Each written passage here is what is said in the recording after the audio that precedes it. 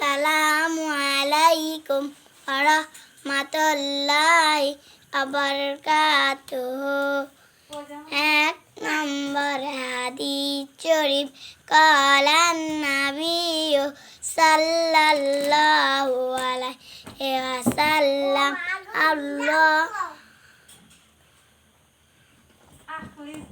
আখলিস দীনাকা ইয়াকফিকা আমালুল কলে। হাদিস শরীফে হযরত নবী কারীম সাল্লাল্লাহু আলাইহি ওয়াসাল্লাম ফরমায়াছেন, তোমার ঈমানকে কাটি করো, অল্প আমল নাজাতের জন্য যথেষ্ট হইবে।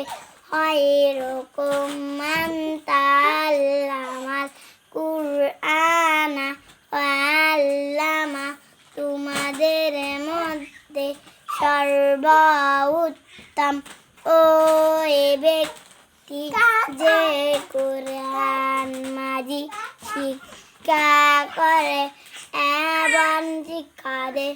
তলাবুল ইলমি ফারিদাতুন আলা কুল্লি মুসলিম।